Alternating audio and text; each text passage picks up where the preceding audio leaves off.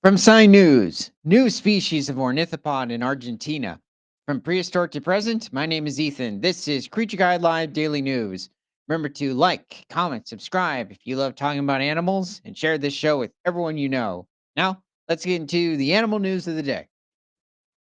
A paper published earlier this month in the journal Cretaceous Research announces the discovery of a previously undocumented genus and species of medium sized ornithopod dinosaur. So who do we have here? An artist's impression of Chakisaurus Nekul. Looks like a definitely an earlier Cretaceous sort of ornithopod. The new dinosaur lived in what is now Patagonia, Argentina during the late Cretaceous epoch between 190 million years ago. Okay, so this is towards like the Tithylanian stage of the late Cretaceous. So this is towards the beginning stages of the late Cretaceous. And here you would have had a massive amount of different species of sauropod and theropod within the region. Ornithopods are rare. Dubbed Chakisaurus Nekul, the species was between 2.5 and 3 meters in length, or somewhere between 8 feet, 8 and 10 feet in length, and stood about zero point 0.7 meters tall. So I'm going to guess this is somewhere around 2 feet in height. This is a medium-sized ornithopod during this time. It looks like some sort of a elasmarian, so something related to animals over in Australia earlier in the Cretaceous, so somewhere around 106 to 112 million years ago. So like Leonosaura was somewhere around 7 feet in length, and or 2.3 meters, and Matabarosaurus was somewhere around 25 feet in length, or over 7.3 meters. Okay, let's see.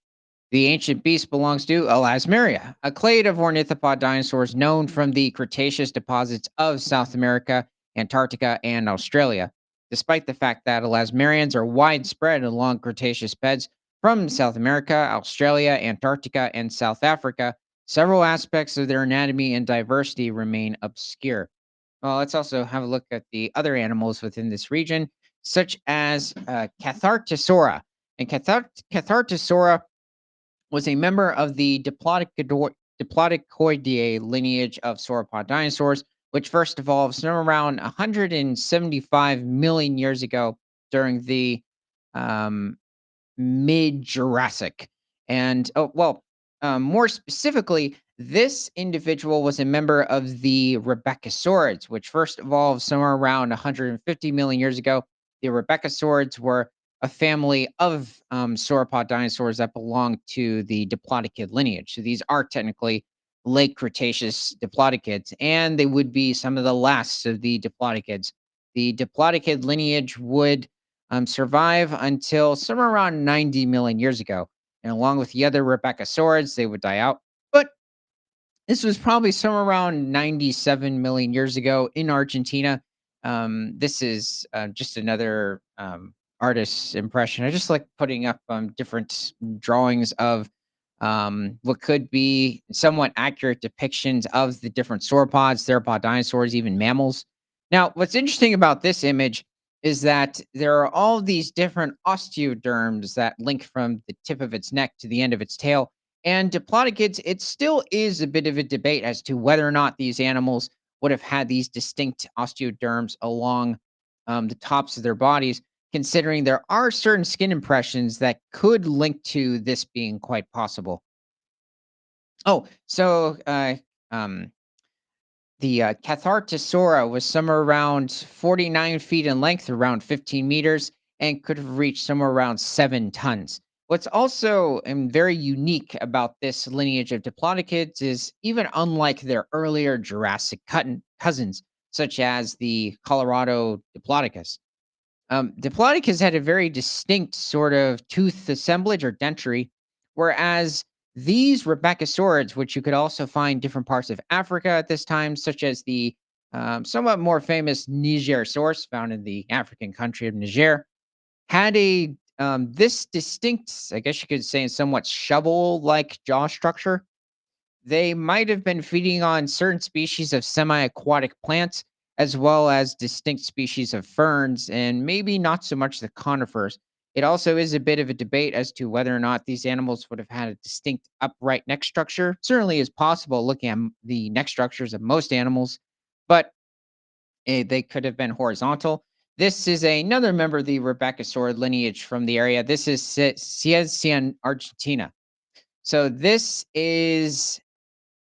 individual was probably around 40 feet in length or around 12 meters and weighs around 5 to 6 tons. Probably roamed in herds of like 15 to 20 individuals in Argentina. Now, the Rebecca swords, they didn't reach much more than 40 to 50 feet in length. This was pretty typical for this lineage of sauropods, but you had much larger species such as Argentinosaurus that have been found in this formation. Okay, let's see. As for example, back to the ornithopod, tail anatomy remains poorly studied. Wait, okay, this is actually kind of shocking because usually when referring to the tail anatomy, especially of a wide variety of herbivorous dinosaurs, um, tail anatomy there tends to be a lot of research being put in, especially when it comes to the sauropods. Um, but even like certain hadrosaurs, but this is surprising with the early ornithopods, especially the elasmarians, particularly for South American members of the clade. Oh, okay. So this isn't referring to like Australian or Antarctic individuals. On the other side, the phylogenetic relationships and character distribution within elasmarians remain poorly explored. The postcranial remains of multiple individuals of Chakisaurus Nekul were found in the Huenco Formation at the Pueblo Blanco Natural Reserve in northern Rio Negro province, Argentina. Well, this is good to hear because, I mean, ornithopods are almost non existent within this area. The Huinkel Formation yields one of the most diverse vertebrate assemblages, including fishes, turtles, crocodiles, and dinosaurs.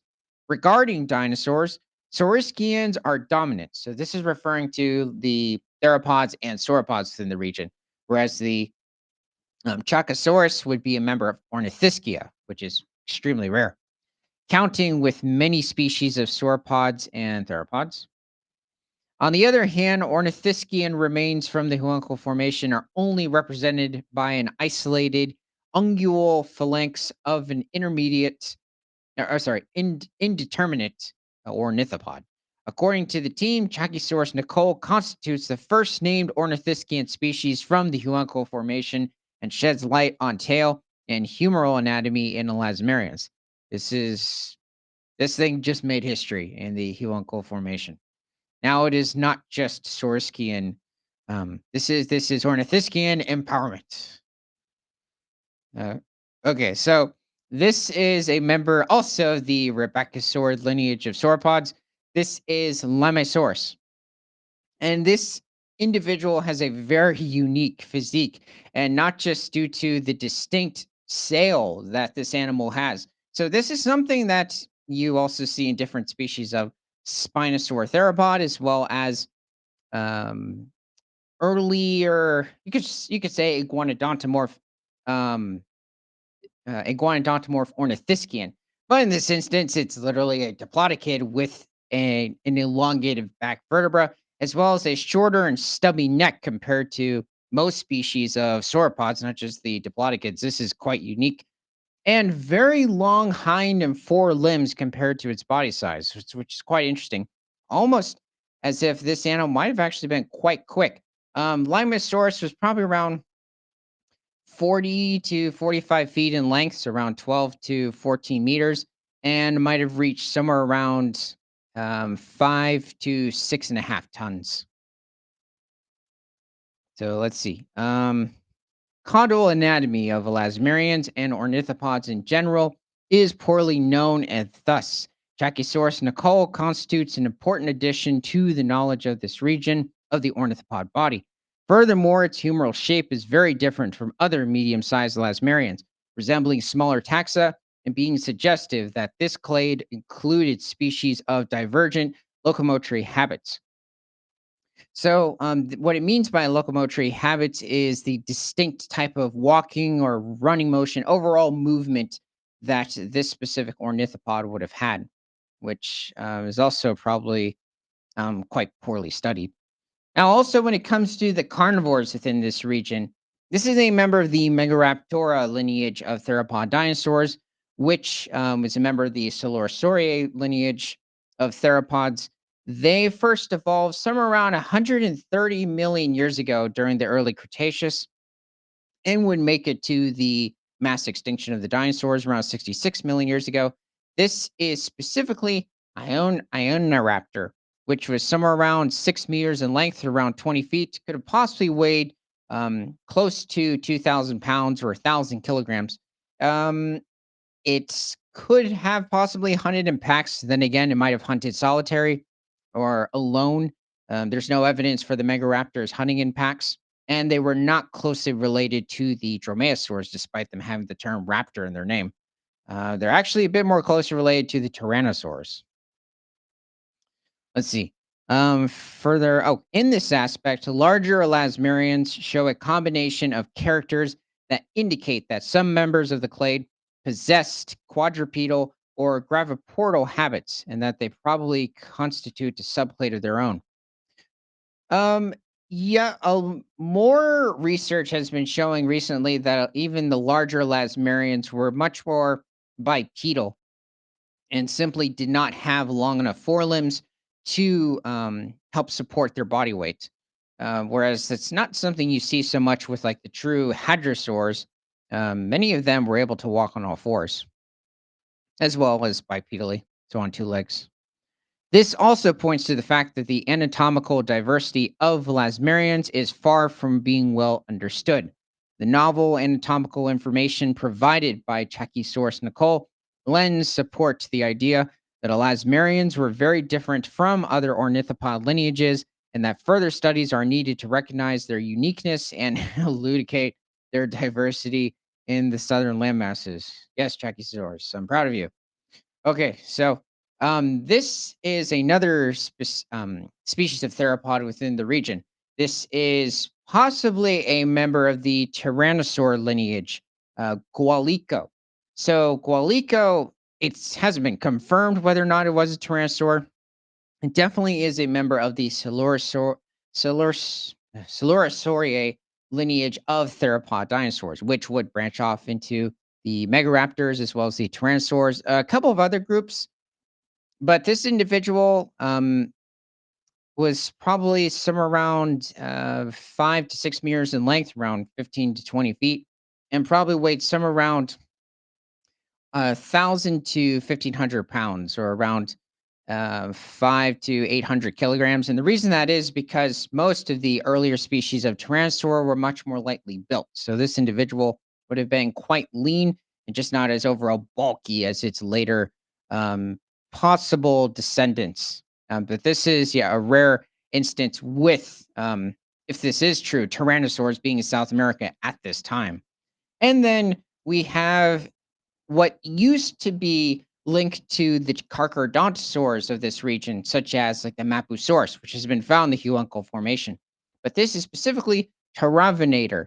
Um, and Taravinator, it turns out this year, it was found that this animal was actually a member of the Allosauride lineage of theropod dinosaurs, which does not hold the carcharodontosaurs.